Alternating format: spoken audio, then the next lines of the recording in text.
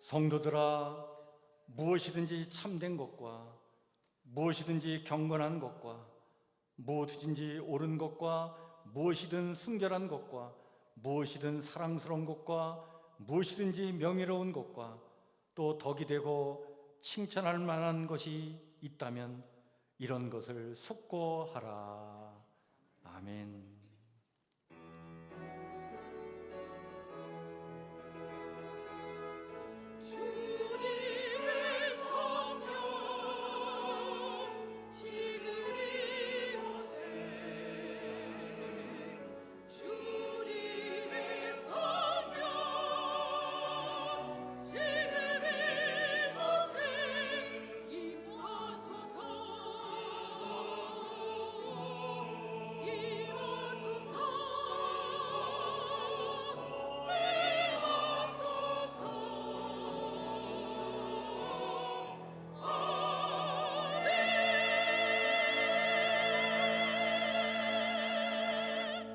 나는 전능하신 아버지 하나님, 천지의 창조주를 믿습니다. 나는 그의 유일하신 아들 우리 주 예수 그리스도를 믿습니다. 그는 성령으로 잉태되어 동정녀 마리에게서 나시고 본디오 빌라도에게 고난을 받아 십자가에 못 박혀 죽으시고 장사된 지 사흘 만에 죽은 자 가운데서 다시 살아나셨으며 하늘에 오르시어 전능하신 아버지 하나님 우편에 계시다가 거기로부터 살아있는 자와 죽은 자를 심판하러 오십니다. 나는 성령을 믿으며 거룩한 공교회와 성도의 교제와 죄를 용서받는 것과 몸의 부활과 영생을 믿습니다. 아멘.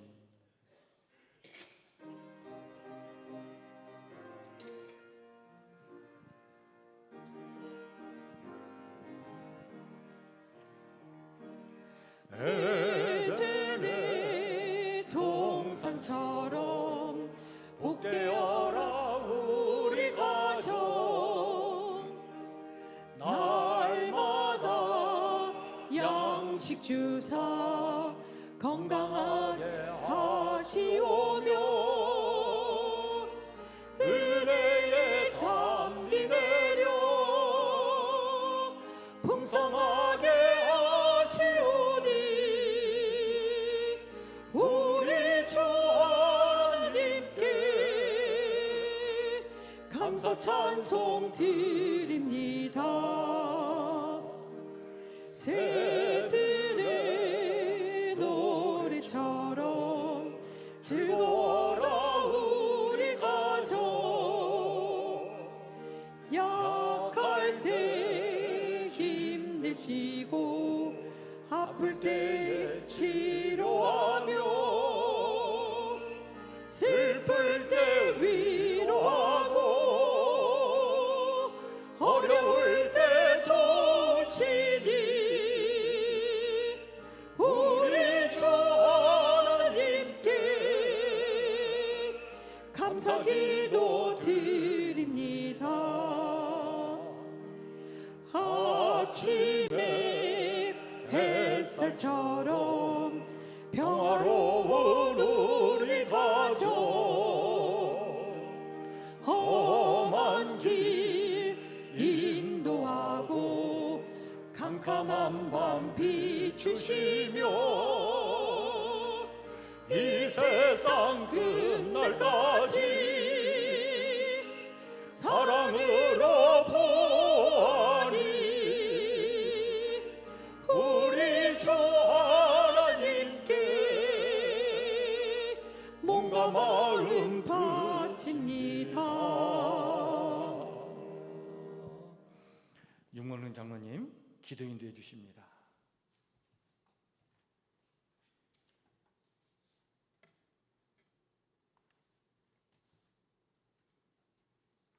거룩하신 하나님, 저희들을 세상 가운데서 구별하여 주시고 하나님 예배하는 이 자리로 불러주심을 감사합니다. 이 시간 세상에 대한 관심과 염려들 모두 내려놓고 또한 손에 쥔 핸드폰도 내려놓고 오직 하나님께만 집중하며 저희가 드리는 예배가 영과 진리로 드리는 참된 예배가 되도록 인도하여 주시옵소서.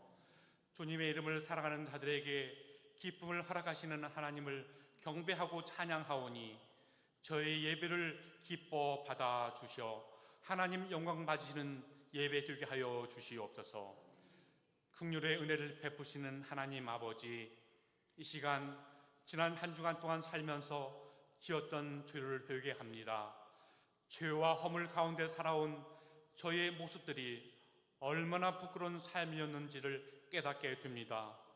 예수님을 높이는 것보다 내 이름을 높이는 삶이었고 하나님의 영광을 위해 살아가야 했지만 나의 영광과 명예를 위해 살았던 부끄러운 모습을 회개합니다. 오직 너희를 부르신 거룩한 이처럼 너희도 거룩하라.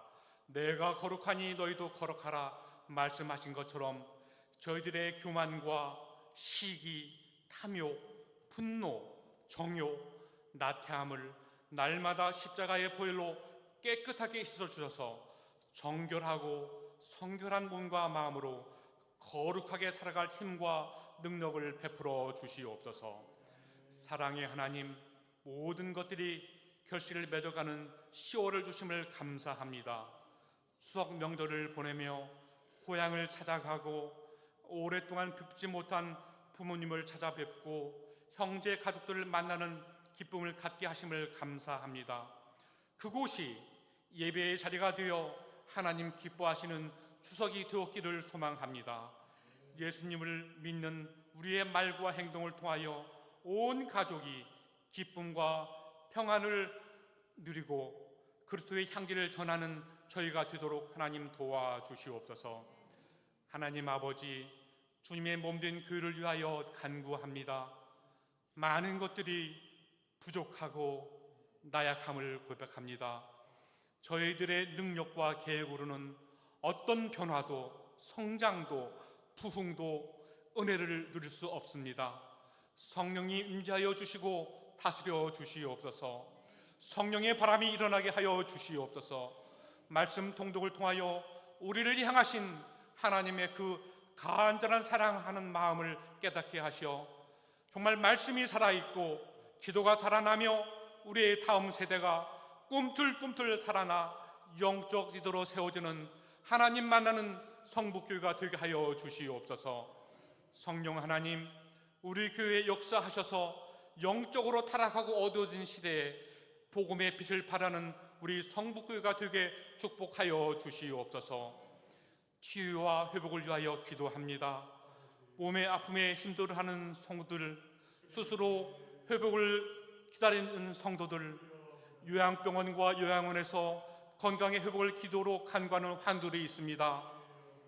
건강의 회복과 완전한 치료의 은혜를 베풀어 주시옵소서. 경제적 또한 어려움에 찬 성도들에게 다시 일어서는 용기를 주시고 꿈을 꾸게 하시고 하나님의 도우심의 은혜를 베풀어 주시옵소서. 하나님, 세우신 목사님에게 성령의 능력과 권능을 더하셔서 주님의 몸된 교회와 성도들을 위한 기도와 성김이 피곤치 않게 하시고 건강과 가정을 축복하여 주시옵소서. 말씀을 전하실 때 성령이 임재하여 주셔서 말씀을 전하는 자나 듣는 모두에게 말씀의 은혜와 기쁨이 충만하여 한 주간을 살아갈 때 감사의 고백이 가득하게 하여 주시옵소서. 참으로 부족하고 작은 자가 믿음의 주요 우리를 온전하게 하시는 예수님 이름으로 기도드립니다. 아멘.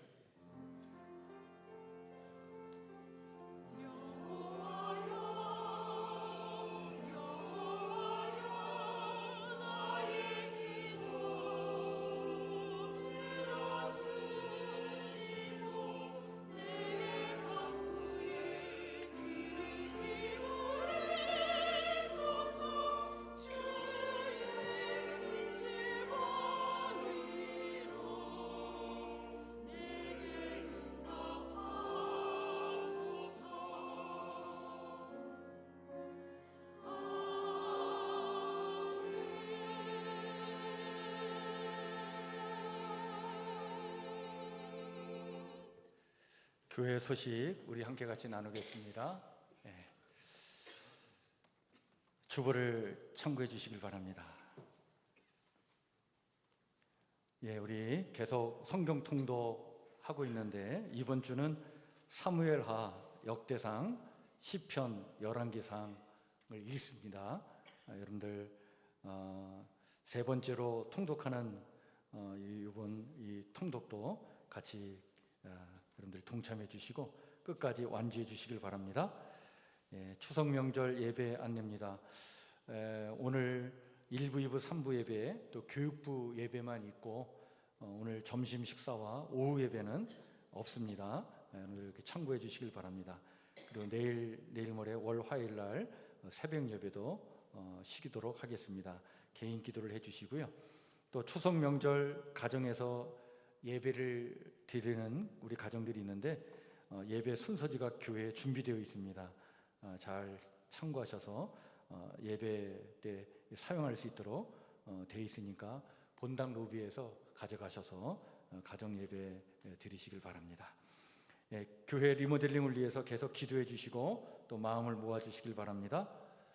녹색교회 운동 우리 교회가 참여하고 있는데 일회용품 자제하고 또 재활용하고 쓰레기 줄이고 이런 일에 우리 함께 같이 동참하길 원합니다. 여러분들 우리 성도님들도 일상의 삶에서 잘 실천해 나가 주시길 바랍니다. 다음 주일 오후 예배 때 우리 아브라함에서 오후 예배 특송하도록 그렇게 하겠습니다. 그래서 오후 예배가 찬양 예배로 잘 드려지기를 우리 아브라함에서 솔선수범해서 이렇게 특송을 하는데 우리 다른 기관도 이렇게 같이 잘 협의해 주셔서 함께 이렇게 동참해 주시면 좋을 것 같습니다. 예, 우리 다음 주일 오후 예배 후에 우리 권사회에서 우리 시무 권사에서 1박 2일로 포천으로 이렇게 수련을 다녀오도록 그렇게 하겠습니다. 잘 다녀올 수 있도록 기도해 주시고 우리 시무 권사님들은 마음을 모아 같이 동참해 주시길 바랍니다. 예, 어린이부에서 10월 8일 다음 주일부터 29일까지 매주 주일 오후 1시에 초등학교 1학년에서 3학년 대상으로 어린이부 그 그림책 놀이 수업을 합니다. 네모랑 동그라미랑이라고는 주제를 가지고 우리 아주 유익한 시간을 가지려고 하는데 여러분들 성도님들의 혹시 그 자녀들 중에 그 초등학교 1학년에서 3학년 해당되는 아이들이 있으면 꼭 보내주셔서 아주 의미 있는 시간 같이 나눌 수 있도록 그렇게 해주시고 또 여러 성도님들은 위에서 같이 또 기도해 주시면 감사하겠습니다. 사랑의 저금통 오늘까지 회수하도록 그렇게 하겠습니다. 우리 인도의 선교사님 사역을 또 돕기 위해서 우리 지난번 저금통을 나눠드렸는데 여러분들 준비되시는 대로 이제 교회 가져오시면 되겠습니다. 예, 우리 김응엽 집사님 아들 길대현 의사가 우리 서울 0.1 치과를 개업을 합니다. 10월 5일 날 개업 예배를 드리고 개업을 하는데 이 사업장이 하나님께서 축복해 주시는 사업장 될 수 있도록 위해서 기도해 주시면 감사하겠습니다. 우리 김은규 선교사님 비자 발급을 위해서 계속 기도해 주시고 우리 수능 시험일이 11월 16일 목요일인데 우리 수험생들을 위해서 또 우리 가정의 수험생들을 위해서 여러분들 또 기도해 주시면 감사하겠습니다. 우리 박강기 장로님, 안은자 권사님, 유전남 권사님, 박경희 권사님, 김지자 전사님, 또 이용호 집사님, 강세진 집사님, 또 우리 김한 권사님 또 건강을 위해서 여러분들 기도해 주시고요. 우리 김한 권사님은 일단 병원에서 퇴원을 하셨는데 통원 치료를 좀 긴 기간 이렇게 받으셔야 된다라고 하셔서 퇴원을 하셨는데 오늘 또 성가대에 이렇게 나오셔서 자리를 또 이렇게 함께 해주셨습니다. 감사하고요. 여러분들 우리 교회 몸이 불편하신 분들이 참 많이 계신데 위에서 틈틈이 기도해 주시기를 바랍니다. 네. 오늘 우리 교회 새로 이렇게 세가족으로 등록하신 가정이 있어 소개해 드립니다. 우리 이복화 집사님께서 인도해 주신 가정인데 우리 조상희 성도님 또 남편 되시는 이재혁 성도님 오늘 우리 교회 함께 이렇게 예배 자리에 참석했습니다. 잠깐 자리에 일어나 주시면 우리 기쁜 마음으로 환영해 드리겠습니다. 여러분 같이 박수로 환영해 주시기 바랍니다. 네, 감사합니다. 네. 우리 정릉에 그 동부 센트럴빌 살고 계신데 여러분들 새 가족으로 등록해 주셨습니다. 우리 교회에서 잘 한 가족으로 생활할 수 있도록 따뜻하게 맞이해 주시길 바랍니다. 오늘 우리 함께 같이 나눌 하나님의 말씀은 구약성경 450쪽 사무엘상 24장 16절에서 22절 말씀입니다.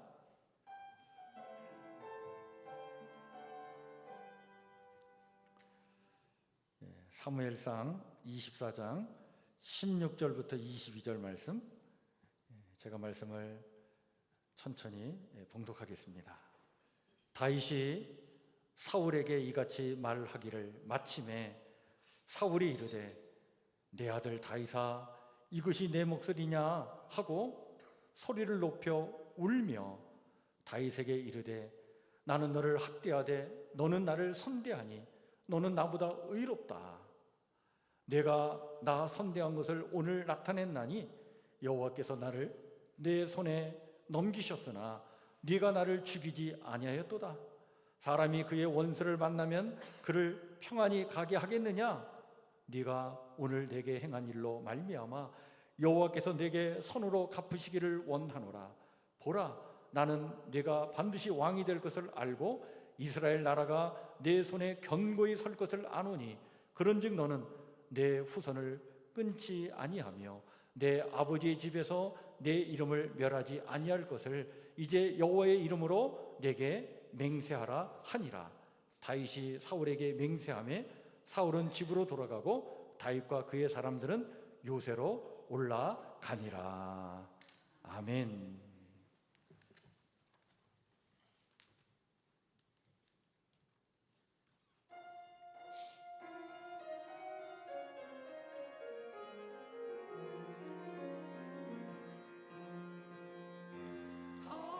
하나님의 크신 사랑 아들로서 내리사 우리 맘에 항상 계셔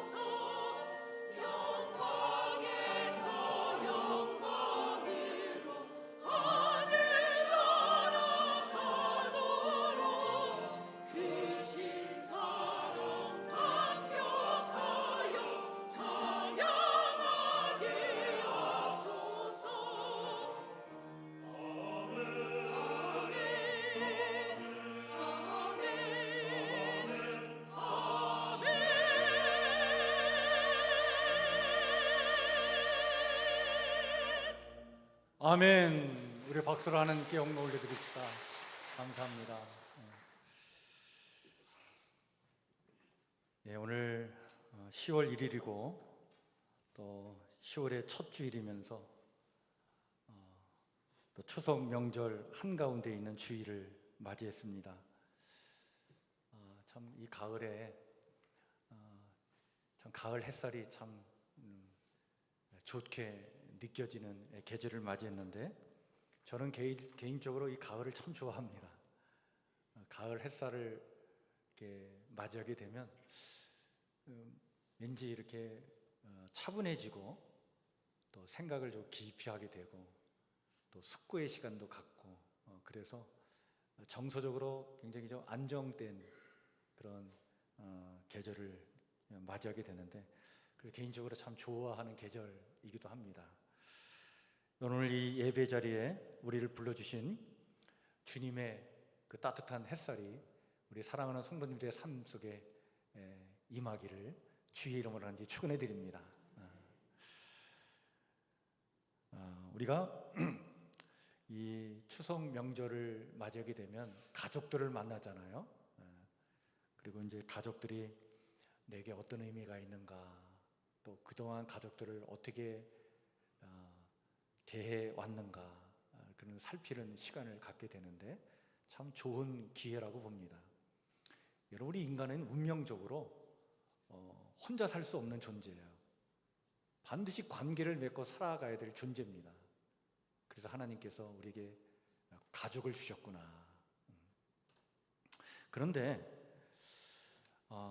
그 관계를 맺고 살아가는 사람들과 어떤 관계를 맺느냐에 따라 참 불행하게도 되고요, 행복해질 수도 있어요. 그러니까 어떤 관계를 맺느냐가 참 중요하다. 여러분, 좋은 관계는 어떤 관계일까요? 좋은 관계는 사실 내가 이 관계를 맺는 사람에게 어떤 필요한 존재가 될 것인가를 생각하고 그런 태도로 관계를 맺어나갈 때 그게 좋은 관계다라고 볼 수 있습니다.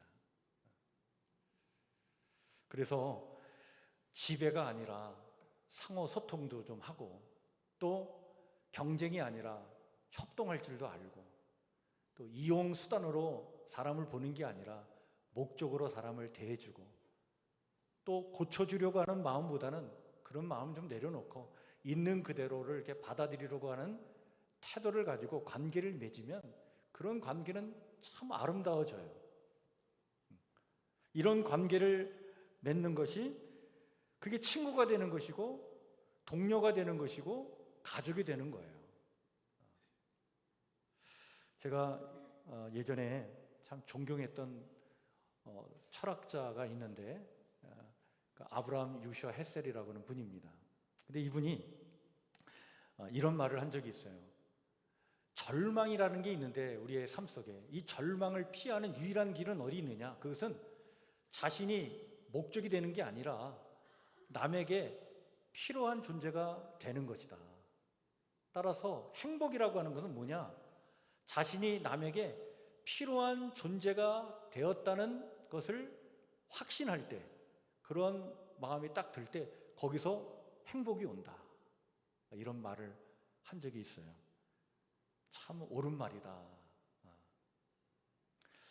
그렇죠, 여러분. 온통 서로를 그냥 이용해 먹으려고 하는 그런 일들이 많은 세상에서 누군가의 좋은 이웃, 동료, 또 가족이 되기 위해 의식적으로 그에게 필요한 존재가 되어주려고 하는 그런 마음, 그런 태도로 관계를 맺고 살아간다면 우리 인생이 훨씬 더 행복해질 수 있다라고 봅니다. 한 번은요, 제가 오후 예배를 드리다가, 제가 오후 예배 드릴 때는 우리 이제 강호모 목사님이 설교할 때 제가 맨 앞자리에서 예배를 드리거든요. 그런데 예배를 드리다가 갑자기 기침이 나오게 된 거예요. 좀 그럴 때가 있어요. 근데 이 기침이 끊이지를 않는 거예요. 얼마나 난처한지. 왜냐하면 이 예배 중에 설교를 이제 설교자가 하려고 그러는데 계속 기침이 나오니까 그걸 참으려고 하니까 더 막 괴로운 거예요. 근데 바로 그 순간에 우리 박봉래 권사님이 갑자기 뭐 이렇게 막 주머니에서 뭘 꺼내 넣으시더니 저에게 뭘 주시는 거예요. 한 움큼 뭘 주시더라고요. 그래서 뭔가 받았는데 사탕을 주시는 거예요. 그것도 하나가 아니라 그냥 한 움큼을 이렇게 저한테 주시는 거예요. 그 사탕을 받았는데 얼마나 감사한지 사탕을 입에 무니까 기침이 끊어졌어요. 너무나 감사하더라고요. 근데 제가 우리 박봉래 권사님이 참 이렇게 뭘 하나라도 누구에게 이렇게 필요한 존재가 되시려고 사탕을 이렇게 준비하고 다니신다는 그 모습을 보면서 너무나 사랑스러웠어요. 너무 감사했고. 여러분, 우리가 이렇게 누군가의 필요가 되어주기 위해서 좀 더 이렇게 생각하고 산다면 참 세상이 얼마나 아름다워질 수 있겠나. 여러분, 그게 행복 아니겠어요? 그죠? 다른데 무슨 행복이 있겠어요? 그게 행복이지. 이런 이야기가 있습니다.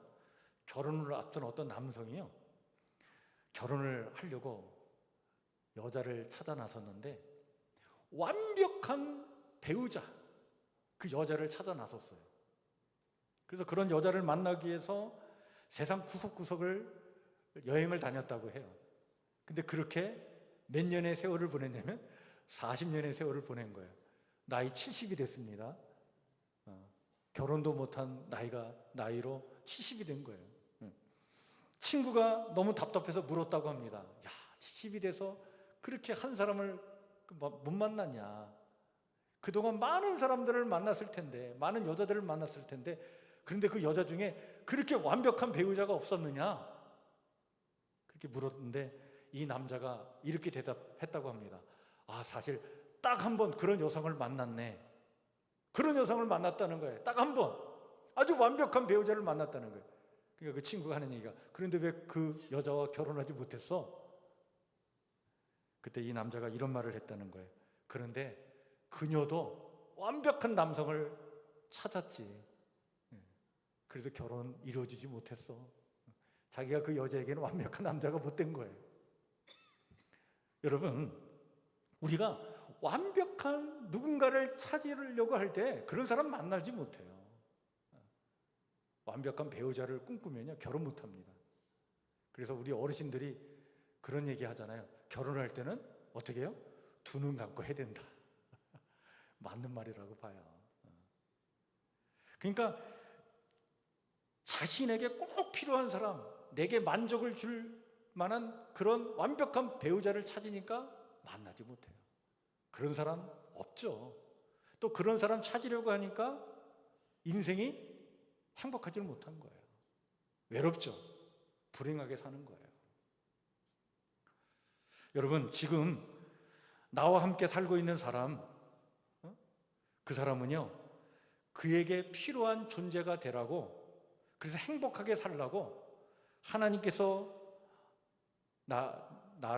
나에게 이렇게 만나게 해준 소중한 사람인 줄 믿으시길 바랍니다. 그래서 그런 지금 만남을 갖고 있는 우리 가족들, 또 동료들, 우리 같은 성도들, 여러분, 이렇게 완벽을 요구하기보다는 내가 그에게 필요한 사람이 되어줌으로 거기서 여러분들 행복을 발견하고 행복을 나누는 삶을 살아가시기를 주의 이름으로 간절히 축원해 드립니다. 그게 행복이에요. 여러분, 우리가 지금 성경을 통독하고 있는데 지난주 우리가 통독한 부분이 사무엘하 말씀을 읽었어요. 사무엘상과 사무엘하를 읽다 보면 여러 인물들이 나오는데, 근데 대표적인 인물이 누굽니까? 사울왕, 다윗왕이죠. 사울과 다윗의 이야기다. 근데 이 두 사람이 우리의 삶에 참 많은 깨우침을 줘요. 어떻게 살아야 할지 깊은 생각을 우리에게 안겨줍니다. 여러분, 사울은 어떤 인물입니까?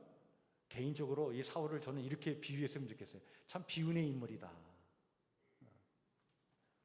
여러분, 사사시대가 끝나갈 무렵에 사실 이 사울은 자기의 의지와는 상관없이 역사의 무대에 등장합니다. 베냐민 지파에 속한 아주 유력한 집안 출신이었지만, 그런데 이 사울은 사무엘을 만나기 전에는 그냥 평범한 한 청년이었어요. 근데 사무엘을 만났을 때 사무엘에 의해서 기름 부음을 받고는 그는 인생에 아주 어떻게 보면 역사의 무대에 등장하면서 한 민족을 책임지는 그런 무거운 책임을 어깨에 짊어지게 되죠. 사실은 소박하고 수줍음 많았던 청년이었는데 갑자기 이렇게 역사의 무대에 등장하면서 그는 큰 부담감을 느꼈을 것이다, 그런 생각도 해봅니다. 그런데 여러분, 처음에 그가 기름 부음을 받을 때 그는 어떤 명칭으로 부름을 받았냐면 지도자로 부름을 받았습니다. 지도자. 그것을 성경 사무엘상 10장 1절에 이렇게 말씀하고 있어요. 이에 사무엘이 기름병을 가져다가 사울의 머리에 붓고 입 맞추며 이르되 여호와께서 내게 기름 부으사 그의 기업에 뭐로? 지도자로 삼지 아니하였느냐, 이렇게 말씀해 주고 있습니다. 처음 기름 부음을 받아서 부름을 받을 때 그때 호칭은 바로 뭐냐면 지도자였어요. 지도자. 이 지도자라는 이 말이 시브리어로 뭐냐면 나기드라고 이렇게 이런 단어를 씁니다. 근데 이 나기드라고 하는 단어의 뜻은 뭐냐면 앞에 선 사람을 얘기합니다. 따라서 뒤에서 조종하는 사람이 아니라 앞에서 설솜수범하면서 백성을 이끌어야 할 사람, 그런 지도자로 부름을 받았다는 거예요. 그래서 처음에 이 사울이 기름 부음을 받아서 그 부름을 받을 때는 나기드, 지도자로 부름을 받았는데, 근데 점차 이 사울이요, 나중에 나기드라고 하는 지도자라는 호칭을 받지 않고 어떤 호칭을 듣게 되냐면 왕이라는 호칭을 듣게 됩니다. 왕. 이 왕이라는 호칭을 듣게 되었는데 그렇게 그런 호칭을 듣게 된 계기가 있었어요. 뭐였냐면 그 요단강 동편에도 이스라엘 백성들이 살고 있었거든요. 근데 그 이스라엘 동편에 길르앗 야베스 지역에 살고 있었던 그 이스라엘 백성들을 괴롭히는 민족이 암몬 족속이 이들을 괴롭혔어요. 그 암몬 족속이 바로 그 밑에 거주하고 살고 있었는데, 이 암몬 사람들이, 암몬 왕이 군대를 이끌고 자꾸 와가지고 길르앗 야베스 땅에 있는 요단강 동편에 있는 이스라엘 백성들을 괴롭히는 거예요. 자꾸 괴롭히고 못 살게 구니까 사울이 지도자로 부름을 받고 난 다음에 군대를 이끌고 요단강을 건너가가지고 이 암몬 사람을 칩니다. 그래서 그 암몬의 왕을 물리치고 그 암몬 사람들로부터 길르앗 야베스 사람들을 구해줘요. 그때 사람들이 그때서야 이 사울을 뭐라고 부르냐면 그때도 왕이라고 라는 호칭을 부릅니다. 그것이 여러분들 사무엘상 12장 13절에 나오는데, 자, 이런 말씀을 해주고 있어요. 자, 이제 너희가 구한 왕, 너희가 택한 누구? 왕을 보라. 여호와께서 너희 위에 뭘 세우셨느니라? 왕을 세우셨느니라 라고 하면서 이제 이 사울의 공을 인정하면서 왕으로 막 호칭을 부르게 된 거예요. 근데 여러분들, 원래 시브리 말에는 이 왕이란 말이 없었어요. 원래 이 왕이라는 말은요, 시브리어로 멜레크라고 하는 단어를 쓰는데, 이 멜레크의 뜻은 다스리는 자를 얘기합니다. 다스리는 자. 여러분, 이 다스린다라고 하는 이 말에 어떤 의미가 전제되어 있냐면 바로 백성을 자기 필요를 위해 어떻게 지배하고 통제하고 통치한다는 의미가 내포되어 있는 단어가 멜레크라는 단어예요. 근데 이 단어는 원래 히브리 사람들에게는 없었어요. 사사시대에는 왕이라는 단어 자체가 없었어요. 왜냐하면 왕이 없었기 때문에. 나기드라는 단어는 썼어요. 지도자라는 단어를 썼어요. 근데 주변 나라들은 왕이 있었기 때문에 멜레크라는 단어를 썼는데, 이 사울이 암몬 사람을 물리치고 길르앗 야베스 사람들을 구해줄 때 그 주변 나라 사람들이 쓰는 왕이라는 단어를 그때 채용해 와가지고 그때부터 이 왕이라는 용어를 쓰면서 사울을 왕으로 호칭을 불러줍니다. 자, 이런 호칭을 들으면서 사울도 자기 정체성이 조금씩 변해갔어요. 그러니까 처음에는 지도자로 처음 부름을 받을 때는 초창기에 이 사울의 정체성은 나귀드에 있었습니다. 백성의 필요를 위해 앞장서는 사람이었는데, 계속 왕이라고 하는 멜레크라는 이 호칭을 들으면 들을수록 본인도 백성을 자기 필요를 위해 다스리는 자로 정체성이 변해가게 된 거예요. 자, 여러분, 모든 사람도 이렇게 정체성이 조금씩 변질되어 가게 되는데, 사울에게도 이런 일이 일어났구나. 그래서 처음에는 다른 이들을 섬기는 것이 당연했던 이 사울이 점점 다른 이들의 섬김을 받는 일이 당연하게 된 거예요. 특권을 누리는 게 처음에는 불편했는데 점점 이것이 당연하게 여겨지게 됩니다. 이렇게 되면서 사람들의 바른 말은 듣기 싫어하고 달콤한 말에 귀를 기울이고, 사람들의 시선이 자기에게 집중되지 아니하고 다른 사람에게 집중되는 것을 견디지 못하는 거예요. 이렇게 되면서 점점 사람이 어떻게 변합니까? 굉장히 억압적이고 폭력적인 사람으로 바뀌어가는 거예요. 여러분, 대체로 왕들이 이렇게 변해갔어요. 처음에 왕 될 때는 아주 겸손했던 사람들이 나중에 시간이 지나면 지날수록 이렇게 변질되어 갔어요. 그래서 어떤 경우에는 아주 괴물이 되어 가는 경우도 많았어요. 자기의 만족을 위해서, 자기의 피를 위해서 백성들을 억압하고 폭력을 가하고 피를 흘리기까지 하는 그런 아주 괴물과 같은 존재로 바뀌어져 갔기 때문에, 그래서 훗날 여러분, 이 왕을 의미하는 단어 멜레크를 후대의 사람들은 이것을 무엇으로 연상하면서 왕을 생각했냐면, 인신 제물을 요구하는 신이 있었는데 그 신이 몰렉이라는 신이 있었어요. 이 몰렉 신은 암몬 사람들이 섬기는 신이에요. 이 신은 인간의 피를 요구합니다. 인간의 피가 있어야 만족하는 신이에요. 그래서 이렇게 인간의 재물, 인간의 피를 요구하는 몰렉이라고 하는 신이 있는데 왕이 그와 같은 존재가 아니겠는가. 그래서 왕이라고 하는 이 멜레크라는 단어를 몰렉이라는 단어와 연상시키게 됩니다. 이게 후대에서 이제 이런 일이 일어나게 되는데, 그리고 멜레크라고 하는 단어와 몰렉이라는 단어가 아주 발음이 비슷해요. 그런데 이런 일이 누구에게 일어났느냐? 사울 왕에게 일어나게 된 거예요. 여러분, 사울이 처음엔 자기가 낙이다라고 생각을 했어요. 지도자, 백성들 앞에 앞장서서 백성의 필요를 채워주는 사람으로 부름을 받았는데, 이것이 멜레크라고 하는 호칭을 들으면서 그 정체성이 변해가다가 이게 계속 심각해져 가니까 정말 인간의 피를 요구할 때, 인간의 피가 있을 때 만족을 하는 몰렉 신과 같은 그런 괴물로 바뀌어갔구나. 여러분, 이 사울의 문제가 바로 뭐냐면, 이렇게 자기의 정체성이 이렇게 변질되어 가는 그런 과정 속에 그는 이런 문제를 심각하게 여기지 않았다는 거예요. 그러한 자기 자신을 놓고 숙고의 시간을 간직하지 못했어요. 이러한 시간이 바로 사울에게는 없었구나. 내가 어떤 태도로 사람들을 대해야 되는지, 또 하나님께서 어떤 태도로 사람을 대하라고 나를 지도자로 세워주셨는지, 이런 것에 대한 반성의 시간이 없는 거예요. 숙고의 시간이 없는 거예요.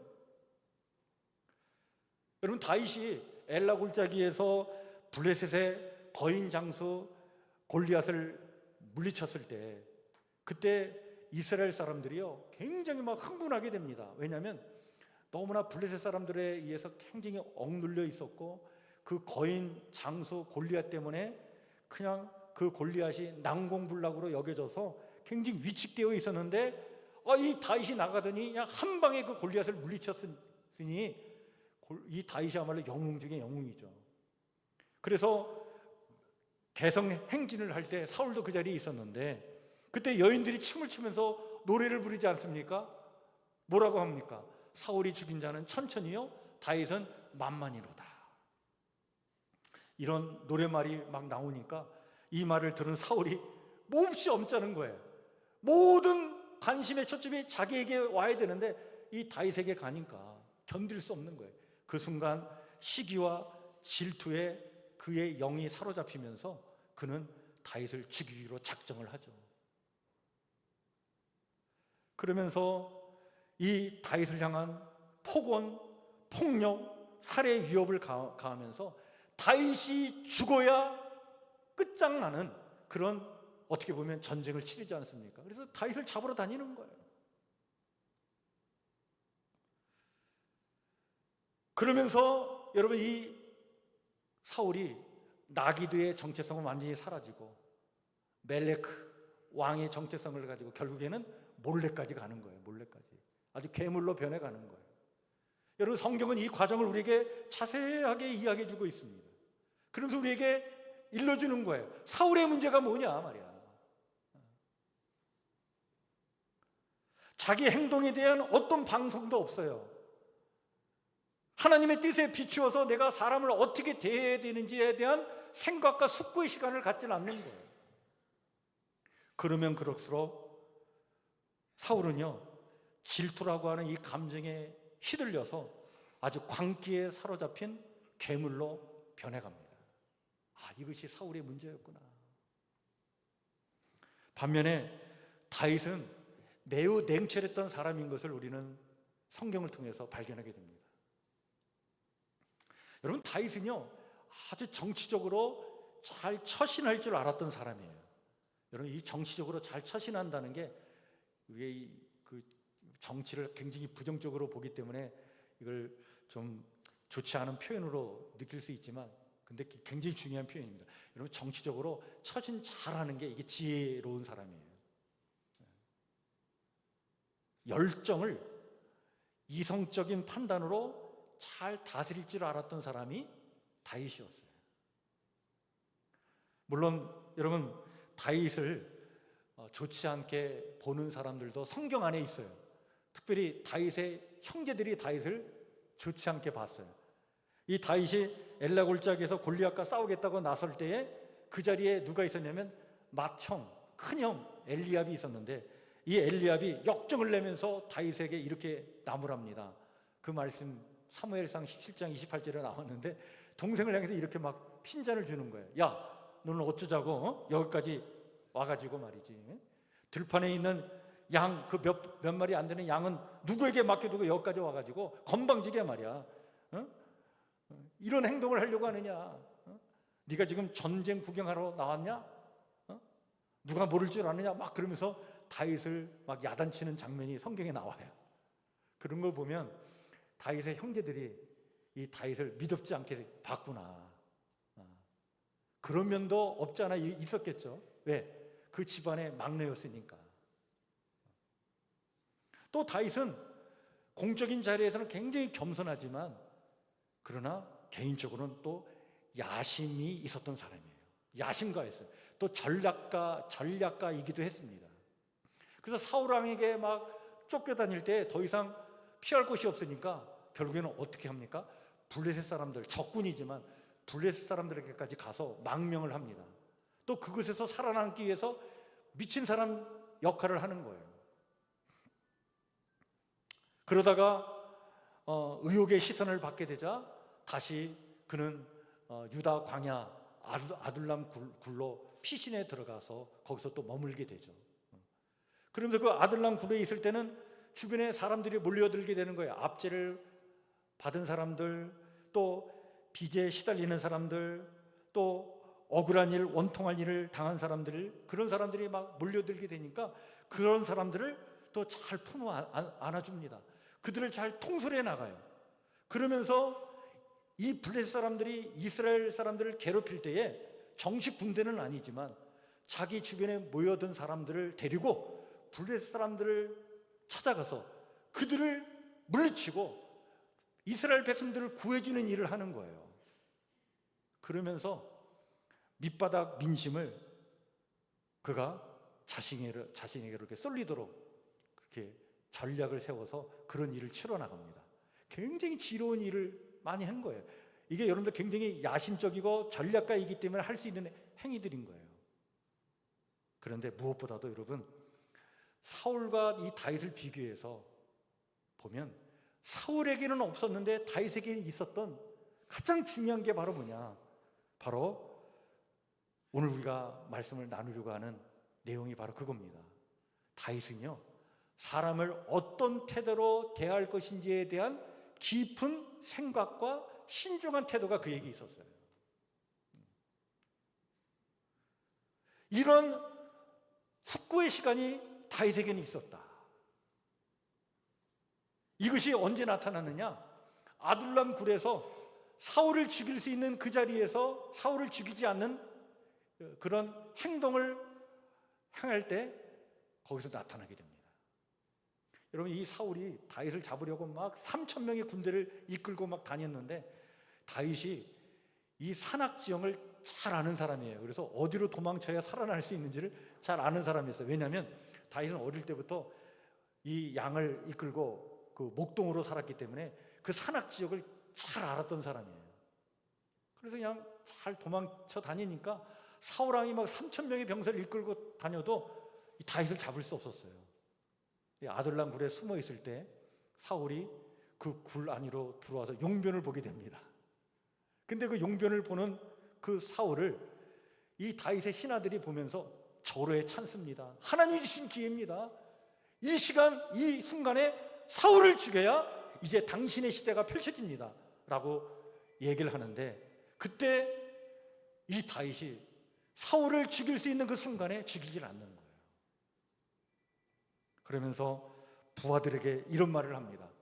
사무엘상 24장 6절에 나온 말씀인데 이런 말을 하지 않습니까? 내가 손을 들어 여호와의 기름 부음을 받은 내 주를 치는 것은 여호와께서 금하시는 것이니 그는 여호와의 기름 부음을 받은 자가 됨이니라.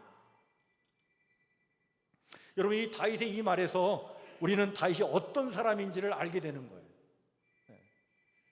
다윗은 감정에 휘둘려 행동하는 사람이 아니었던 거예요.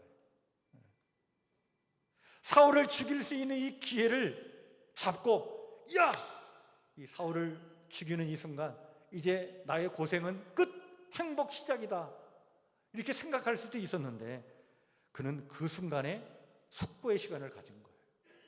이게 하나님의 뜻인가 묻고, 하나님이 원하시는 일인가, 나의 피로를 채우고자 누군가의 생명을 해치는 일이 이게 하나님이 원하시는 일이고 그것을 위해서 나에게 기름 부음을 허락해 주신 것인가, 내가 이 일을 위해서 지도자로 부름을 받은 사람인가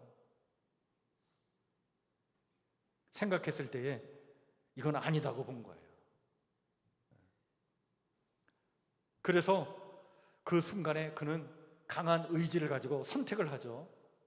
아마 그 죽이지 않는, 사울을 죽일 수 있는 그 기회에 죽이지 않는 그 모습을 보면서 그 다윗의 측근들, 그 신하들은 아마 그렇게 생각을 했을 거예요. 너무 이 다윗이 우유부단한 게 아니냐 말이야.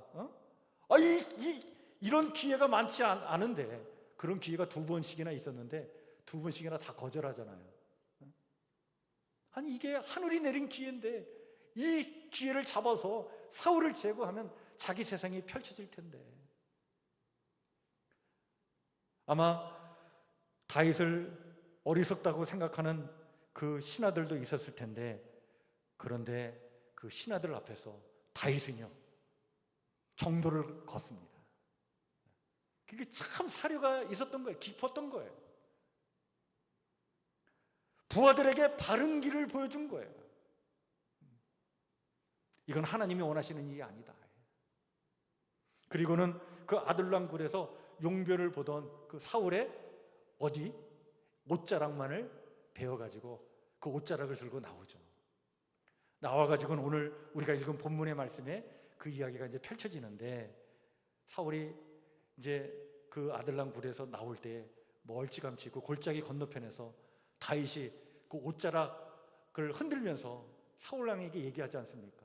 내가 왕을 해칠 수 있었지만 내가 해치지 않았습니다. 이게 저의 마음입니다. 저는 왕을 해칠 마음이 없습니다. 근데 왜 저를 해치려고 합니까? 그 억울함을 호소를 하죠. 그 이야기를 자세히 듣고 나서 사울이요, 감동을 받았는지 목 놓아 울었다. 오늘 성경에 나와 있는 거예요.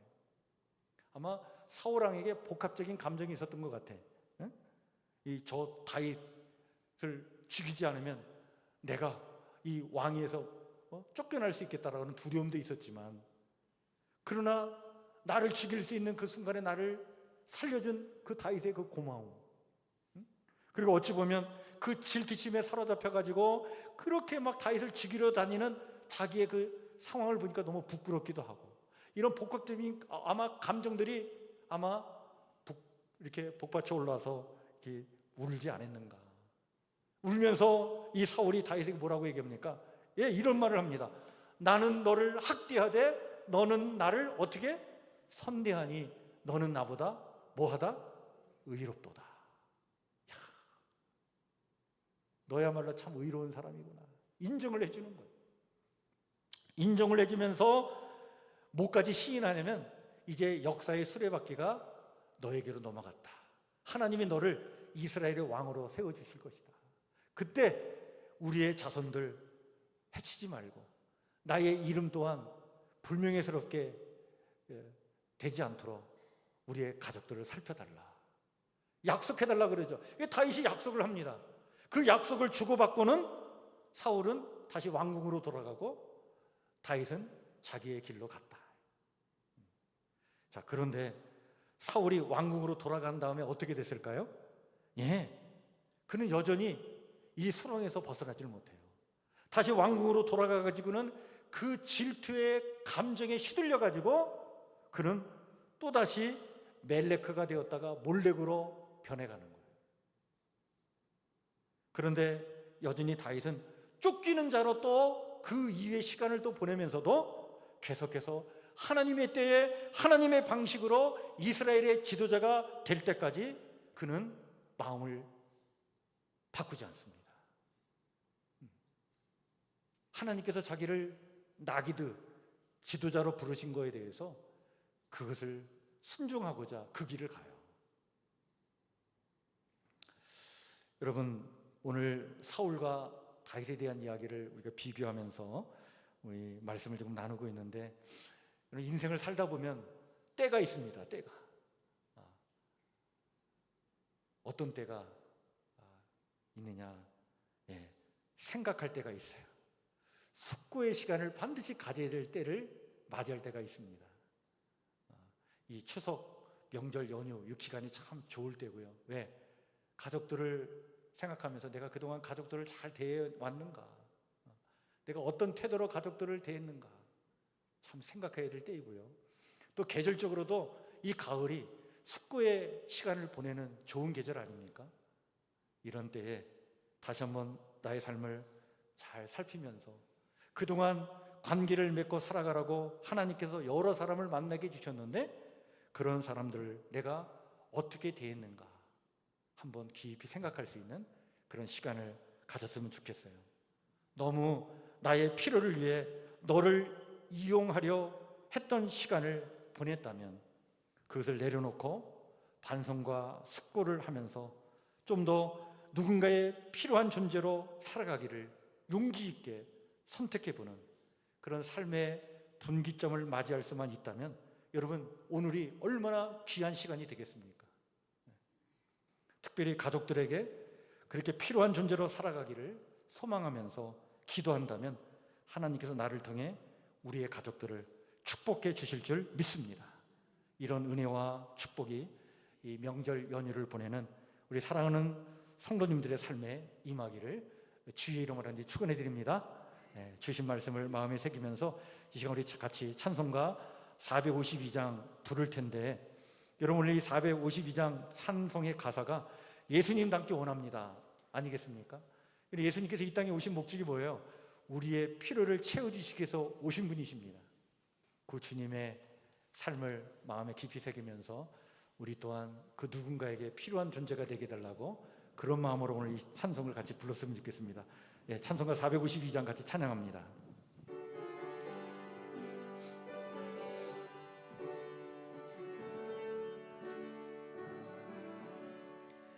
내 모든 소원 기도의 제목 예수님 닮기 원함이라.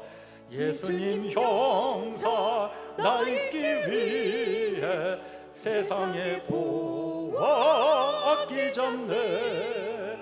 예수님 닮기 내가 원하네. 날 구원하신 예수님을 내 마음속에 지금 고도사 주님의 형사 인치소서.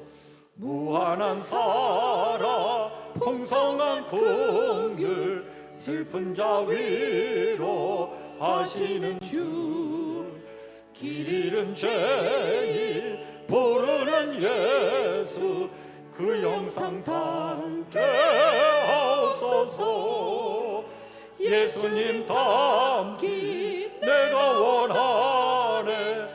날 구원하신 예수님을 내 마음속에 지금 고도사 주님의 형사 인치소서.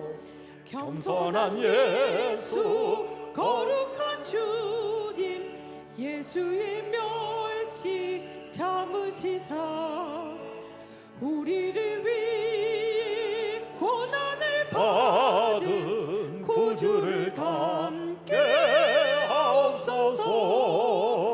예수님 닮기 내가 원하네. 날 구원하신 예수님을 내 마음속에 지금 고도사 주님의 형사 인치소서.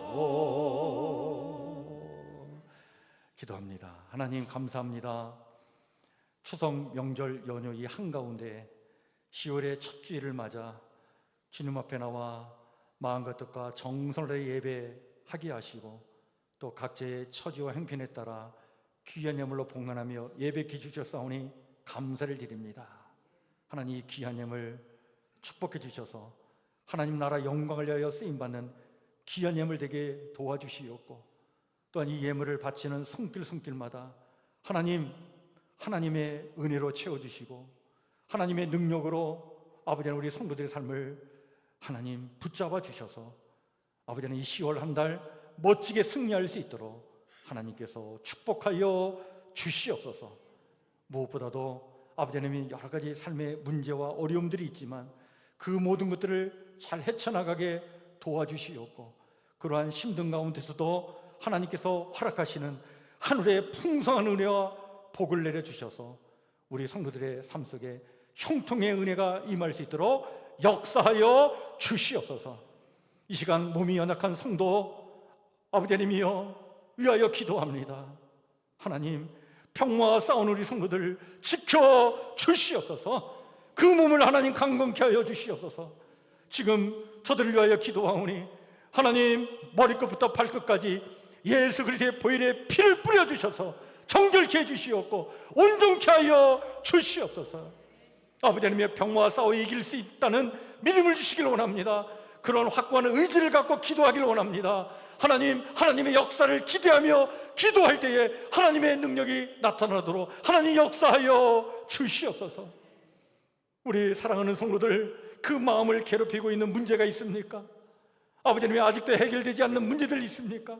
그 상처들이 있습니까? 다시 한번 주님께 온전히 맡기고 기도하오니 하나님, 우리 사랑하는 성도들의 심령 속에 형통의 은혜를 부어 주옵소서. 그 심령에 평안을 주시고 기쁨으로 충만케 하여 주시옵소서.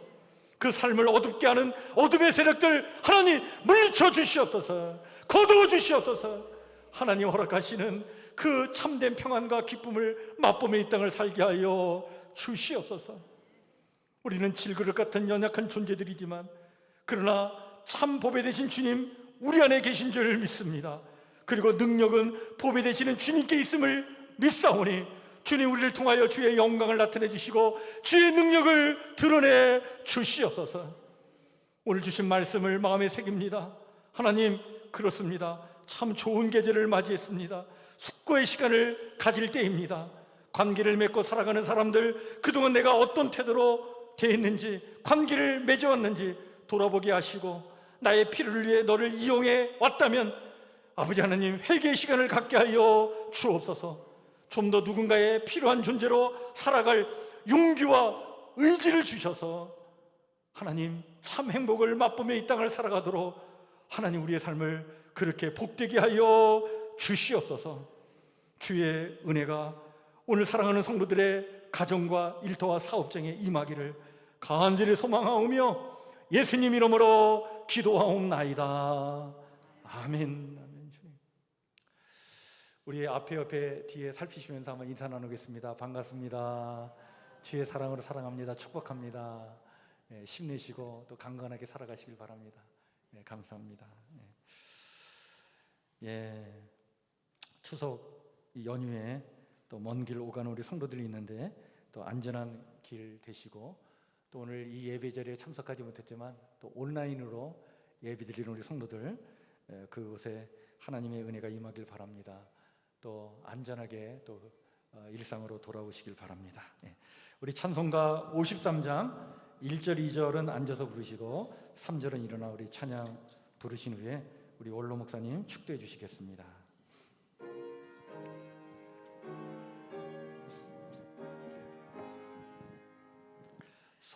성전을 떠나가기 전 머리를 숙일 때 주께서 함께 계시고 복 내려 주소서. 집으로 돌아가는 길 주동해 하시고 내 모든 언행 심사를 다 지켜주소서. 거룩한 날이 다가고 저녁이 되도록 주 우리 맘에 빛대사 늘 계시옵소서.